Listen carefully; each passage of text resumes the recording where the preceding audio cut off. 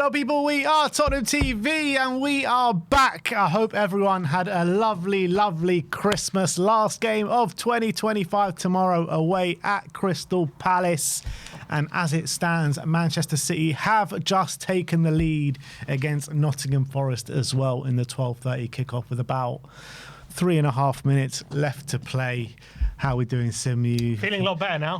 Turkey has scored. Hope Pep Guardiola doesn't put you on the scale after how much you've eaten over Christmas. Definitely not. I'll be out. God, he'll be absolutely mad at me, I think, if Guardiola saw my fat percentage. I think need to avoid that. But yeah, look. Nice festive period, nice Christmas period. Now it's back to Tottenham, back to reality. To Tottenham to ruin our weekend.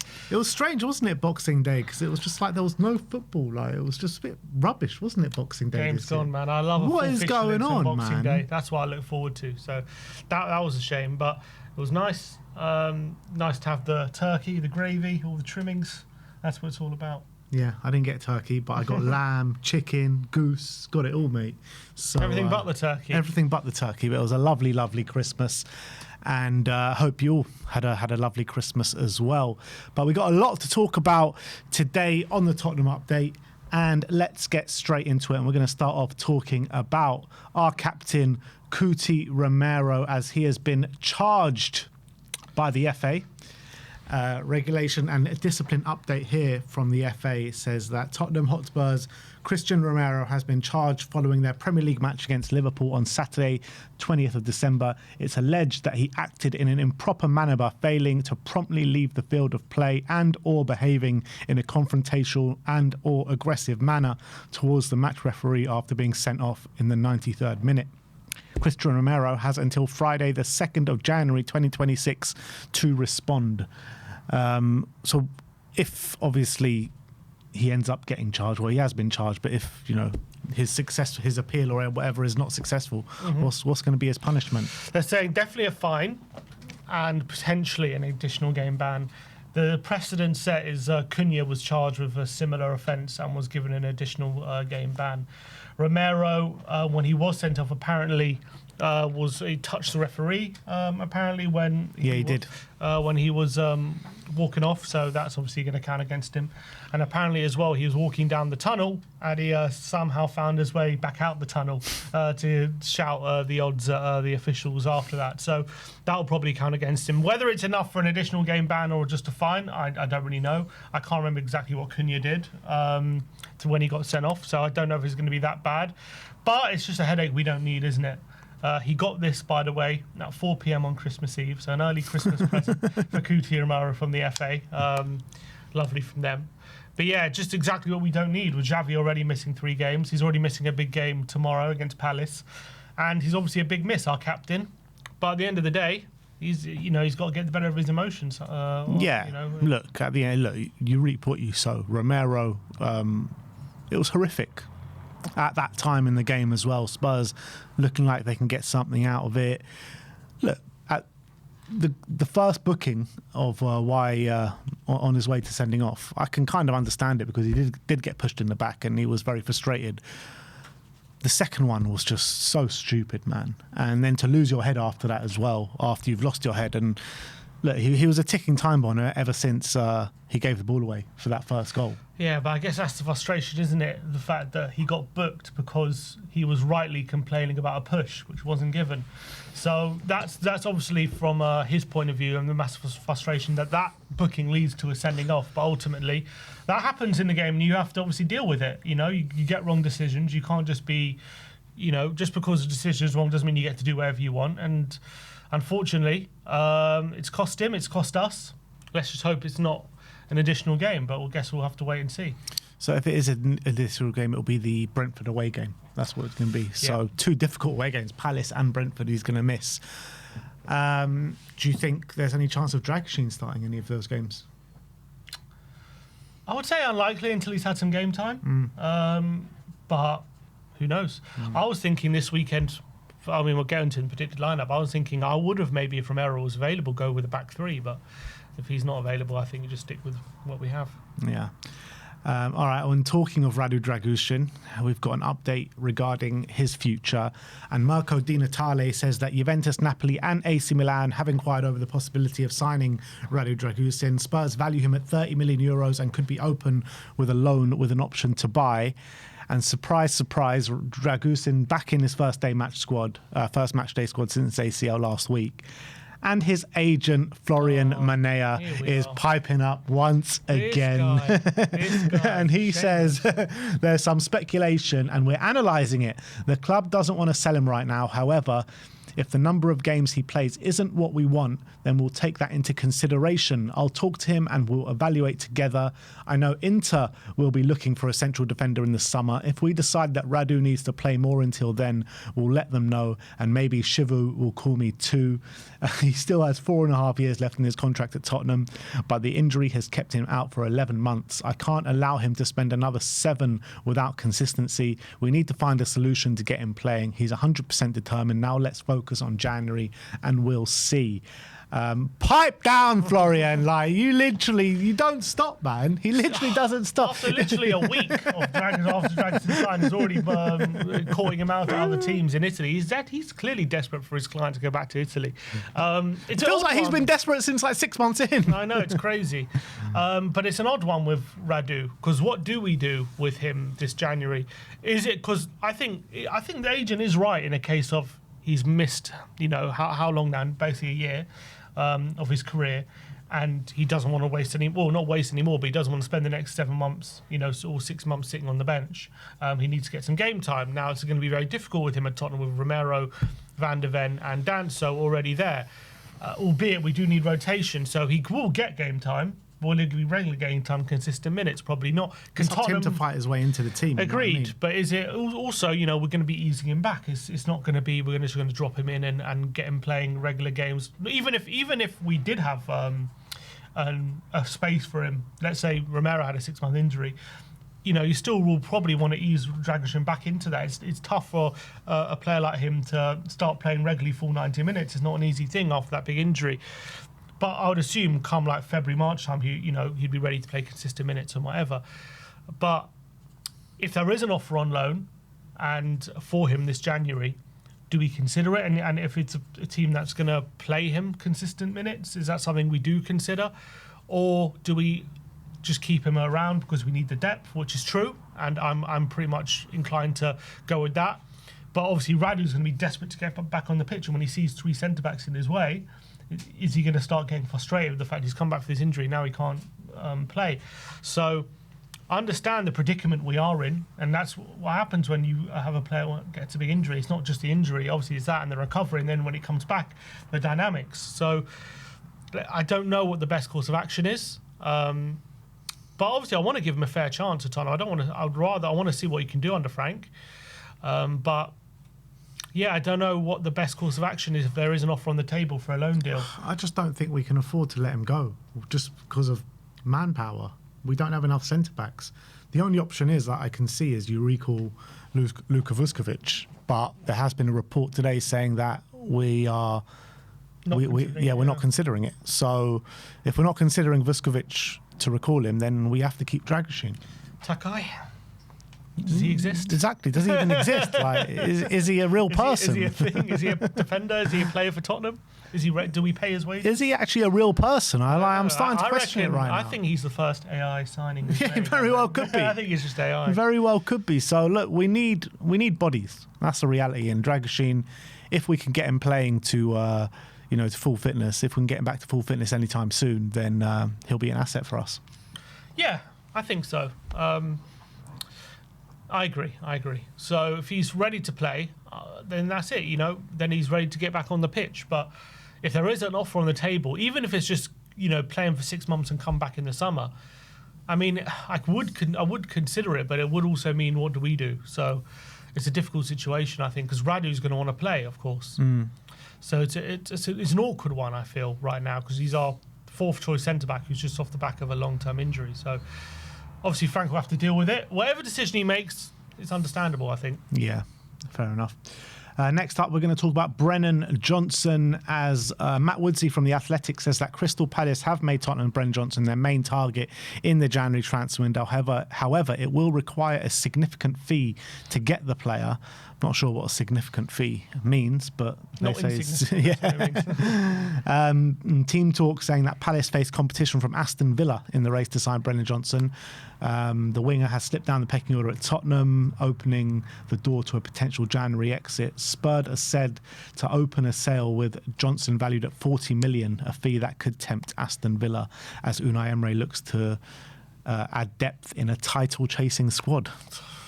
And they're signing Brennan Johnson to win the title. Oh, big game player, Brennan Johnson. He is, absolutely. And to be fair, I think Emery would love a player like him. He's very similar to like Marlon, I feel. Just like they use that pace. I think he's better than Marlon as well. He might well be. And I think he's a very similar kind of profile to him. Just uses his face. He's like a straight line runner, but very good at running in behind. Obviously a good finisher. Can play off the right as well. We know that. So I think Unai Emery might be looking at that situation and think, could we get a lot out of him? Obviously, he's not kind of the level, in my opinion, of like Rashford. I think Rashford's obviously a lot more quality than Brennan, but Brennan has his strengths. I think Emery could use them. Obviously, I think he's kind of perfect for Palace. I think Palace could really use a player like Brennan.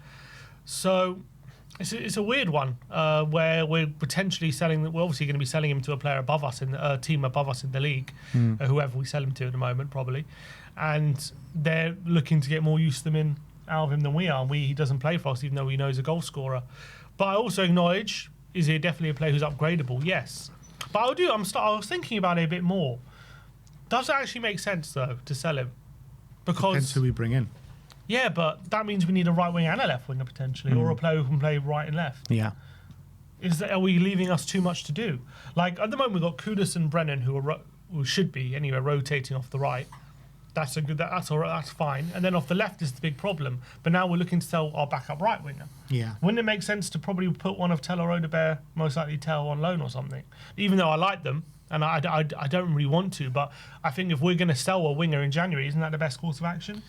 Yeah, but there also could be a case that's saying that Brennan Johnson's not happy with the amount of minutes that he's getting, and he feels undervalued of what he's given to the club over the last couple of years, plenty of goal contributions, and now he's barely getting a look in. So it could be just the case right now of Brennan Johnson pushing for a move as opposed to us wanting to sell him more. That's fair. And I don't think it's the worst decision to sell him. I'm just thinking from a squad planning point of view. Is it not odd? It is odd, but like I said, what do you do if the player wants to move? Give him more minutes. And then where are you going to give him these minutes? Because we're saying that Kudus is a lot better than him. And every time Brennan Johnson starts over Kudus, everyone's saying, oh, God, not this again. I actually think in some cases we look better with Brennan without Kudus, in my opinion. I'm not saying he's better than Kudus in any way. Of course, Kudus is a much more high-quality player. I'm just saying when you look at the team dynamic, there's been a few games where we actually look better with Brennan on the right. Not that he's been a world beater or anything. So I don't think it's the case that we shouldn't be playing him as much as we are. We should probably be playing him more. I don't have a problem keeping Brennan Johnson around. I really don't. I think I've said it all along. I think he's a really good squad player to have, and he does something that not many players in the squad do, and that's put the ball in the back of the net. So I'm more than happy to keep Brennan Johnson around. But if that hampers us bringing personnel in, then that's a problem.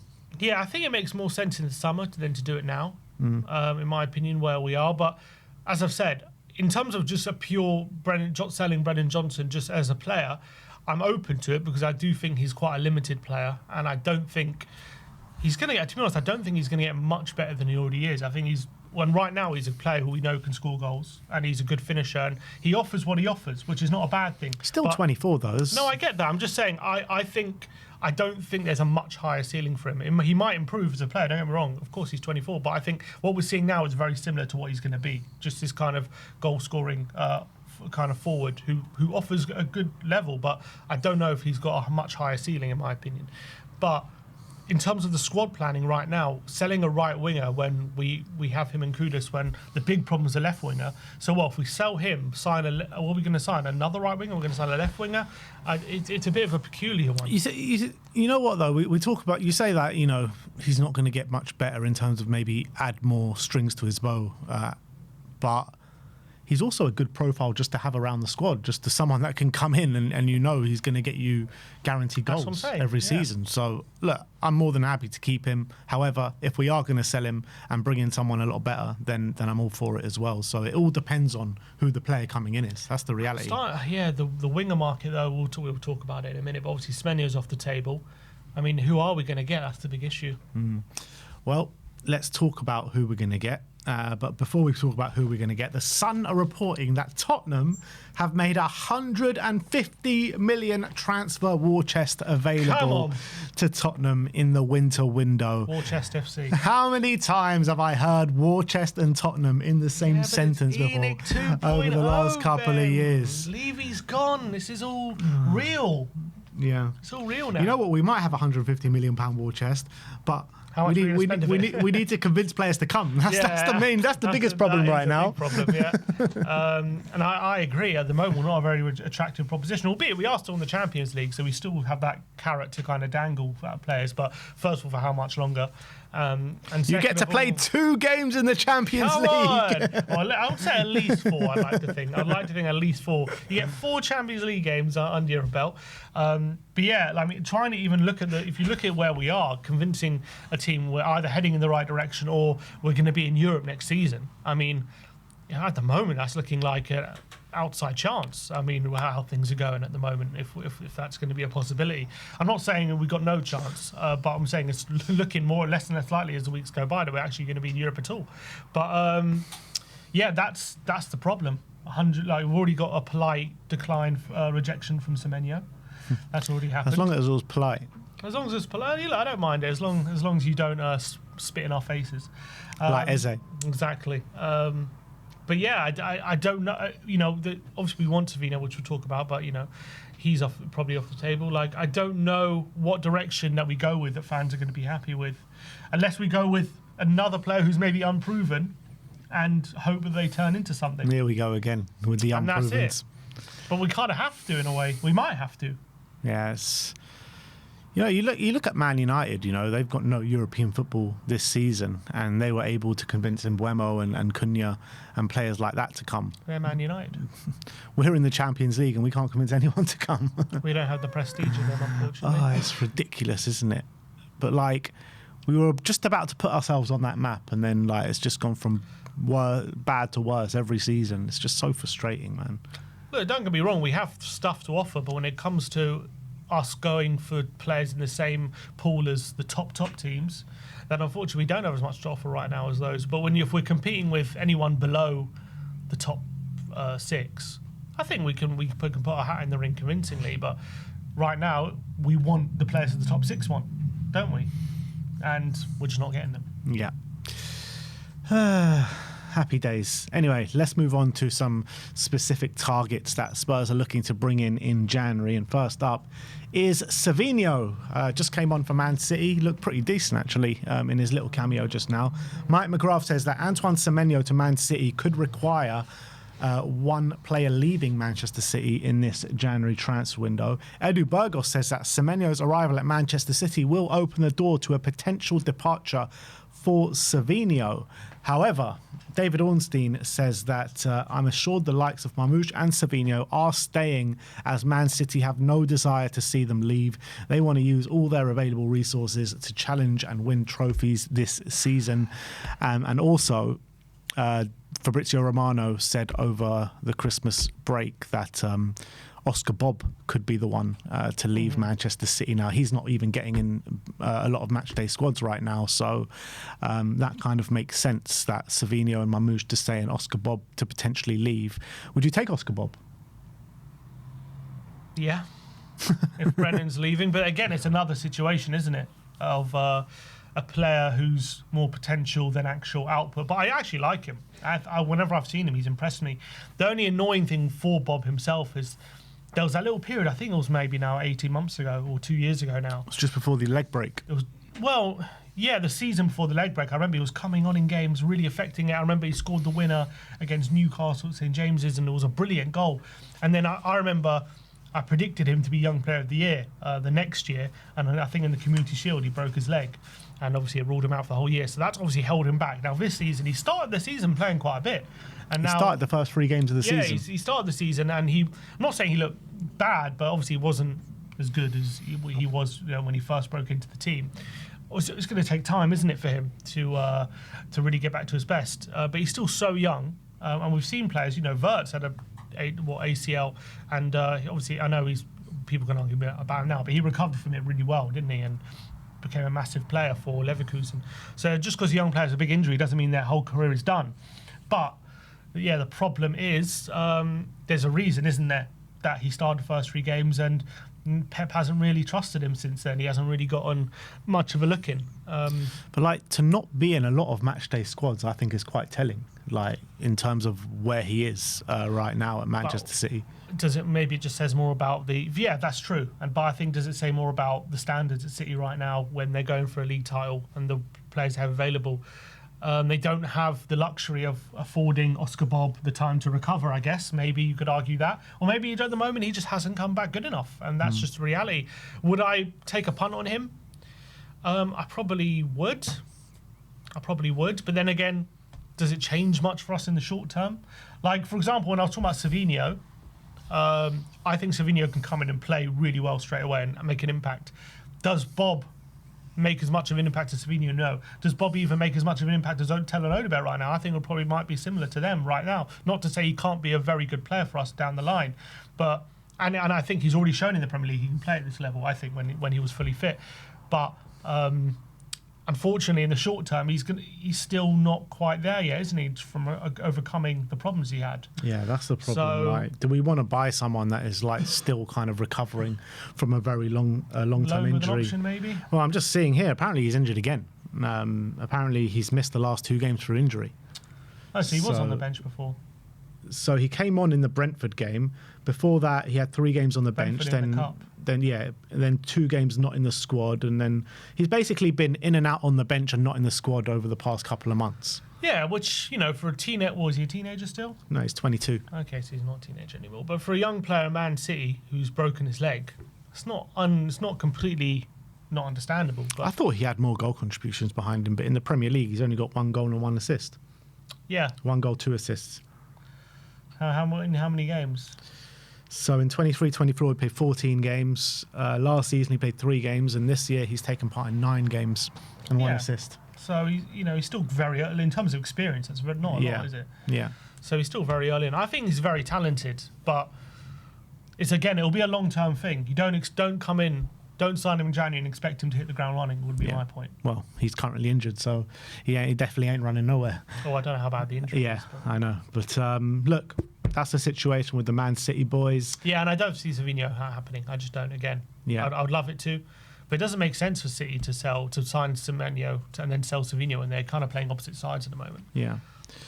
Next up is Yan Diomande. Romano says that Tottenham and Man City have recently sent scouts to watch Yan Diomande. Many clubs have been keeping tabs on the player, but Leipzig would like to keep him for 1 more season. And if that is the case, then it's going to take a monstrous offer in January if they were to consider selling him. Yeah, and it makes sense for Diomande himself, and it makes sense for Leipzig to keep him for 6 months, because Diomande's stock might be higher because he's going to have more games under his belt and he's going to be more proven.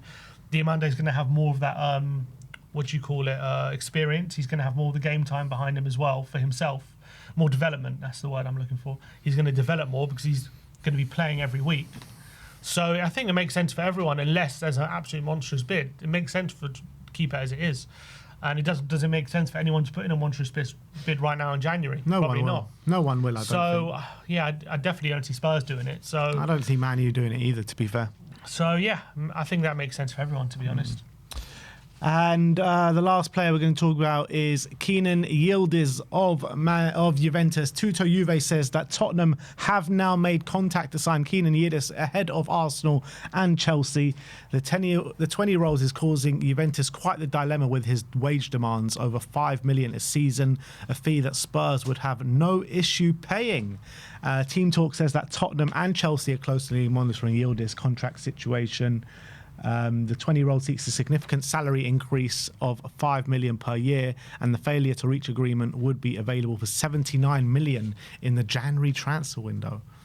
I mean, if that is true, $79 million, put the money on the table right now. Let's do it. I don't care. He's worth it. we ain't getting him. He is worth it. It's not happening, people. So don't even think about it. Like he wants to be a legend at Juve.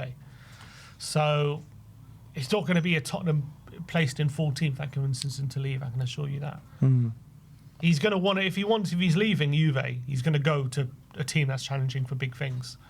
Like he ain't going to leave Juve for Tottenham. Can you imagine?